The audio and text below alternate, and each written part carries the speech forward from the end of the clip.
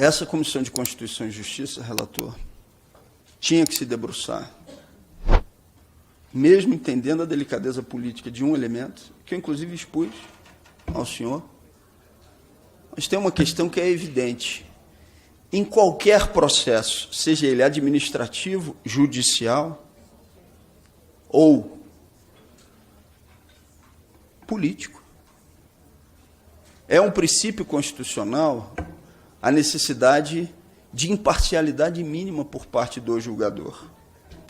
O deputado Paulo Magalhães, nas primeiras sessões do Conselho de Ética, disse, abre aspas, eu não quero caçar Vossa Excelência, não. Agora, que Vossa Excelência merece, merece. Sim, eu não quero caçá-lo. E ele repete, mas que Vossa Excelência merece, merece sim. Seria esse o relator que depois avaliaria as testemunhas, a prova e o depoimento, que fala isso nas primeiras sessões do Conselho de Ética. A partir daquele momento, como é que eu poderia ter qualquer tipo de expectativa de alteração da posição do relator que não fosse, evidentemente, a sustentação do processo de cassação? Depois disso, algo que eu, inclusive, não sabia, e que foi para mim revelado a partir de uma matéria do jornalista Bernardo Melo Franco. Obrigado. Que foi uma agressão cometida pelo próprio relator nas dependências da Câmara dos Deputados a um escritor. Ah, mas isso é outra coisa, isso não tem nada a ver com o processo administrativo do Conselho de Ética Política ou Judicial. Não é verdade. Esse é um elemento evidentemente jurídico. Quem cometeu um assassinato não pode ser julgador de um assassinato. Quem cometeu corrupção ou casos descritos na legislação como ações corruptas não pode ser o julgador de casos relacionados a essa mesma ação. Por quê? Porque no direito, na filosofia, como na vida, existe a chamada expiação de culpa. Você quer fazer com que aquele que está sendo julgado, posteriormente, por uma ação que você já cometeu no passado, sirva, no português mais popular, para limpar a sua barra. E esse caso, esse elemento, ele é fundamental também para poder se determinar a suspeição do relator que deveria ter sido avaliada por esse Conselho de Ética.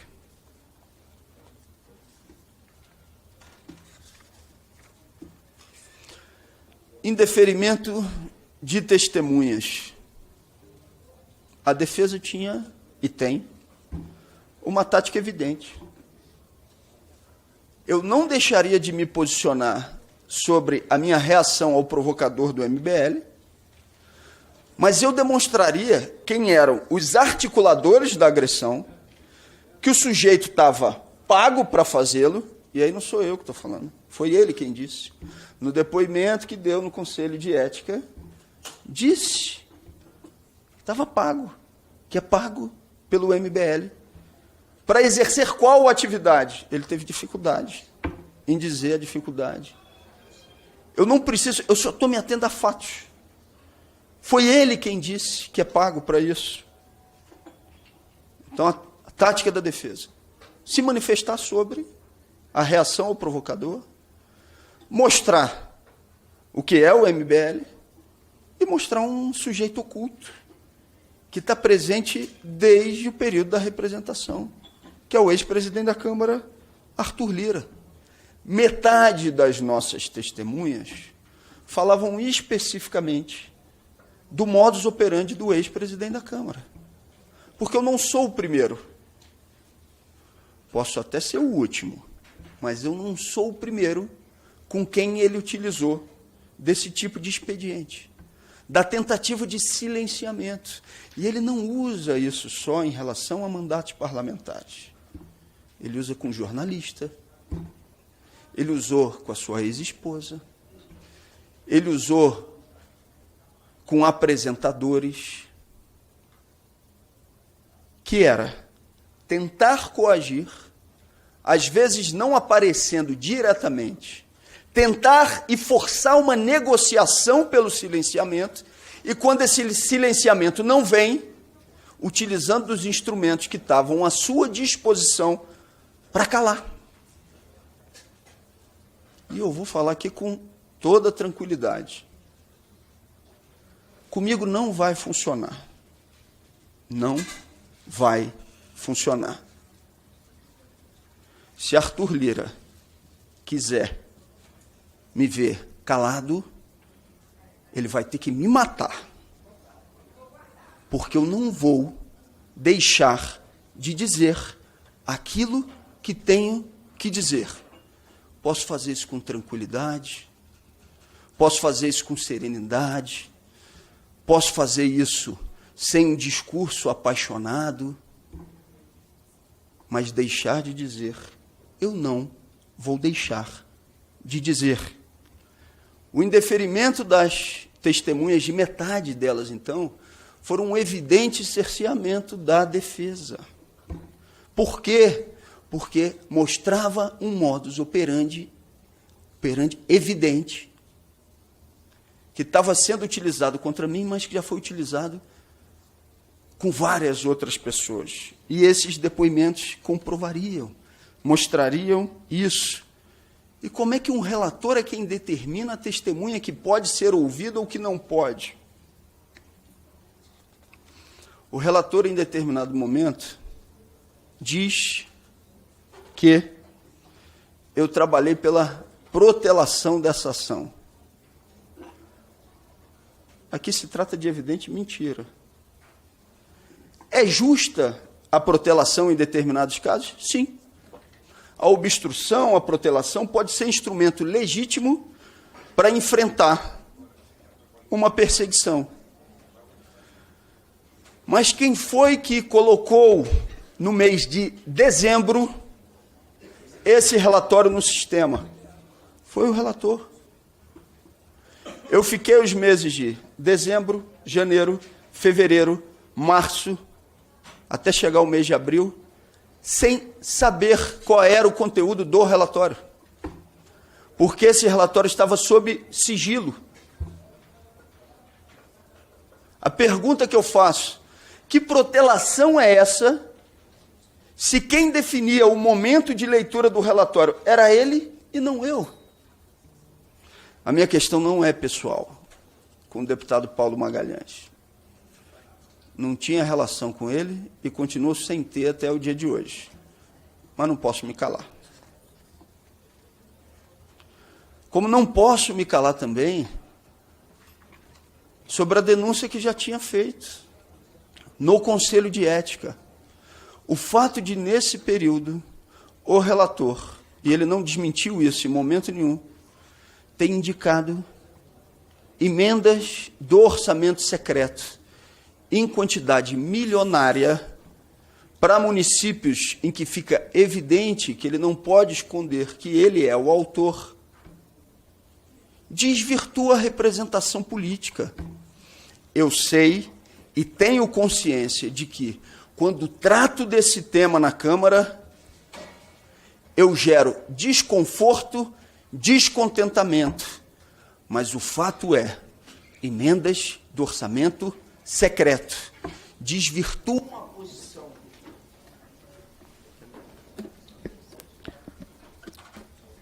Deputado Glauber, Vossa Excelência já atingiu o tempo regimental de 25 minutos da sua fala, mas essa presidência vai conceder mais 12 minutos e 30 segundos para que Vossa Excelência possa concluir a sua defesa.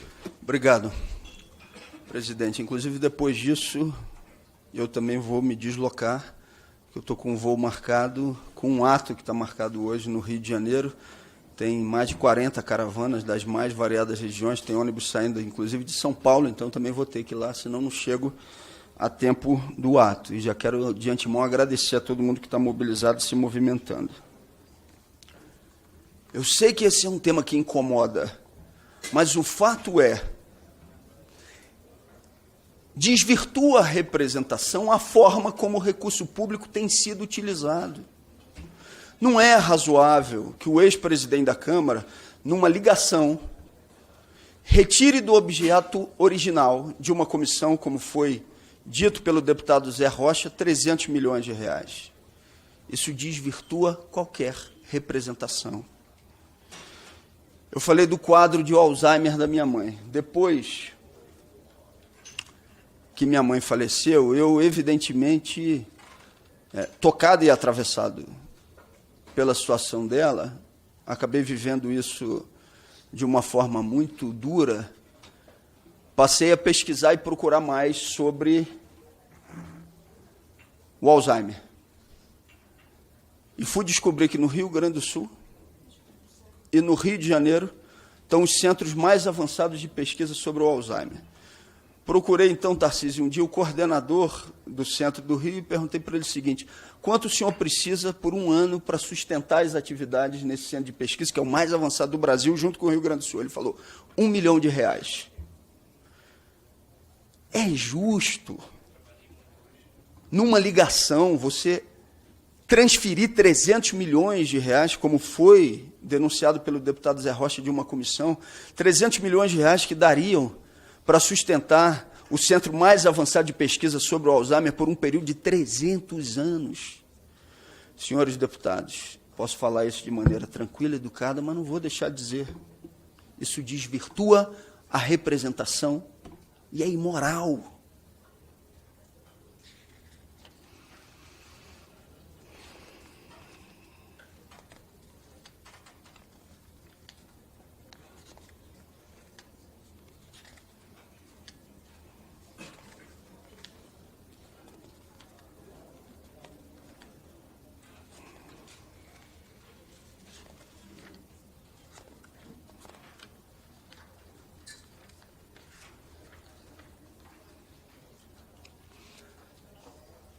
No Conselho de Ética, a imagem que se procurou dar à minha pessoa é: Glauber é uma pessoa violenta.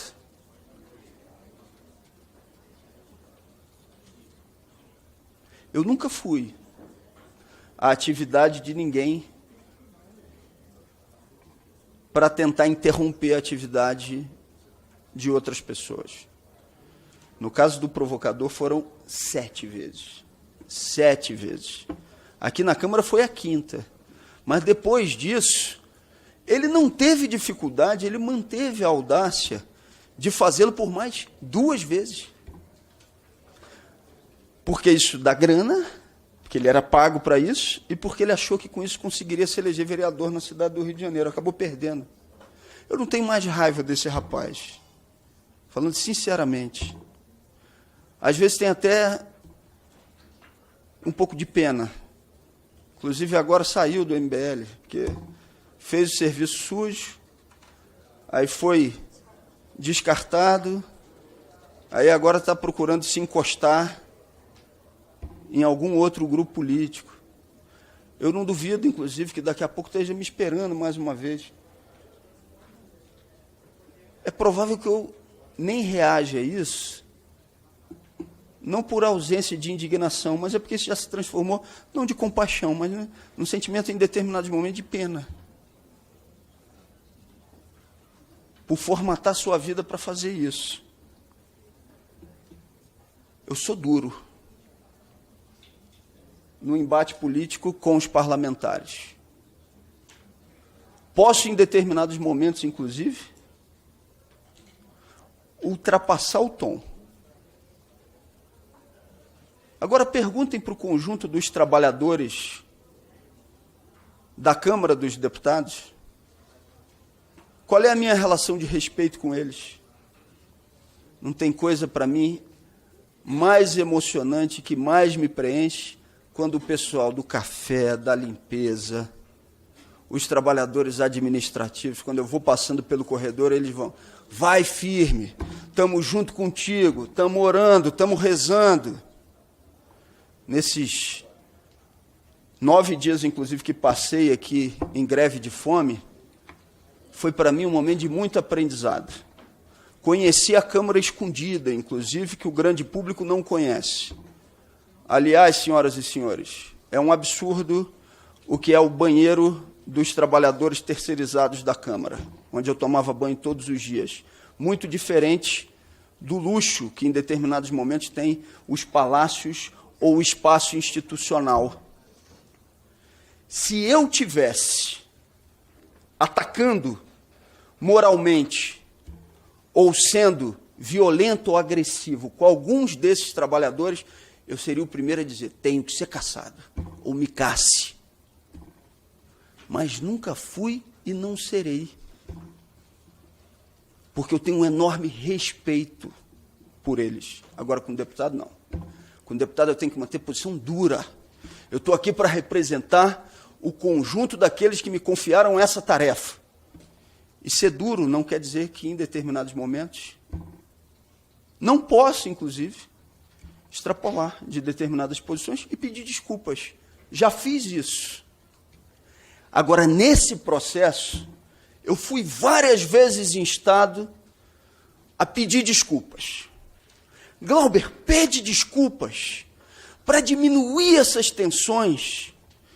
Pede desculpas. E muita gente fazendo isso da maneira mais solidária possível, mais preocupada. Senhoras e senhores, eu não posso pedir desculpas. Eu não tenho do que pedir desculpas. Eu não posso me ferir de morte.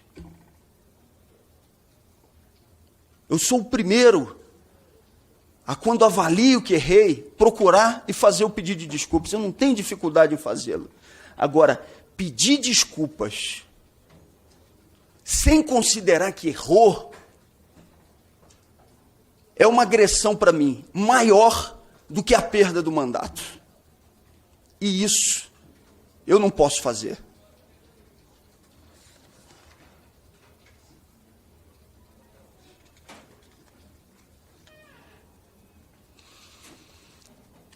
Por que de dezembro até o mês de abril esse processo ficou parado no Conselho de Ética? Porque eu sou testemunha de um inquérito que está correndo na Polícia Federal sobre o chamado orçamento secreto. E eu não deixei de dizer em momento nenhum,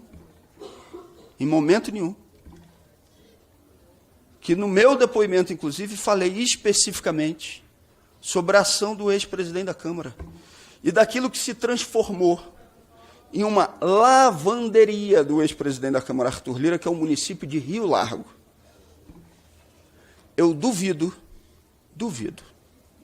e falo isso respeitosamente, qualquer deputado de Alagoas defender o que o senhor Arthur Lira fez com seus aliados no município de Rio Largo. Um município que recebeu, num intervalo curtíssimo de tempo, mais de 90 milhões do orçamento secreto, onde o seu ex-prefeito, aliado do ex-presidente da Câmara, já foi preso não sei quantas vezes, onde disse publicamente em uma das operações que foi pego com grampo, quero meu dinheiro, e não quero que desconte INSS não, porque é dinheiro roubado. Está lá a gravação. E não sou só eu que digo isso. Os parlamentares que foram chamados e que respondem como testemunhas nesse inquérito da Polícia Federal são das mais vertentes políticas. Não é só gente de esquerda, não. Esse inquérito e outras investigações,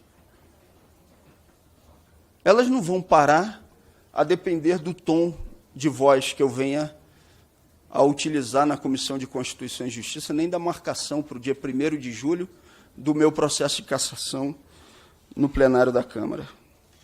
Até porque quem tem que tratar disso não sou eu.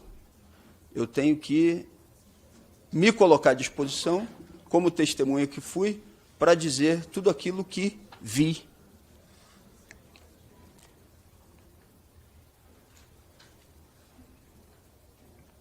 deputados e todos que estão aqui, não teve até hoje um único parlamentar que chegasse para mim, concordando ou discordando de mim, para dizer: Glauber, o Arthur Lira não tem nada a ver com isso. Todos, absolutamente todos que chegam perto de mim dizem: você não ajuda, ou pelo menos uma parte deles, porque você não para. Mas o Arthur levou isso para o lado pessoal.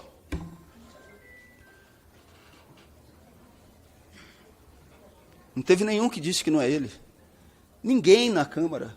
Todo mundo sabe que ele é quem está movimentando esse processo. Ninguém se arrisca a dizer que não é. Eu lamento. Acho, inclusive, que ele está sendo irracional. Porque imaginar que me caçar vai facilitar alguma coisa da vida dele é o contrário. Um cadáver político tão pequenininho como eu vai se transformar numa força ainda maior de denúncia contra ele. Ou ele está achando que por me caçar isso está resolvido? É evidente que não. Mas talvez por estar trabalhando com o fígado, está inclusive do ponto de vista racional, deixando a razão de lado. Mas isso é ele quem tem que resolver, não sou eu.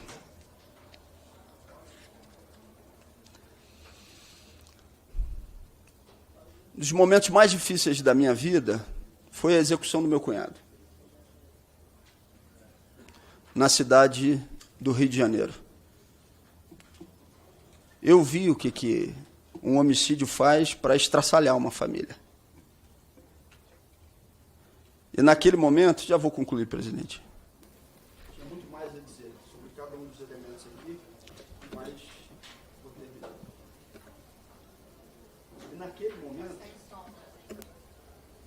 E naquele momento, quando você sofre determinadas dores, você passa a ser sensível a dores que você não tinha vivenciado. Para mim foi revoltante saber que a minha companheira estava com uma orientação de escolta essa que num primeiro momento foi proporcionada pela presidência da Câmara, que ela sobe, então, até o presidente da Câmara, ao ex-presidente na época, vira para ele e diz: tem uma orientação de continuidade da escolta. E ele diz: pode contar. E ainda fala para ela: é chato, né, andar com escolta?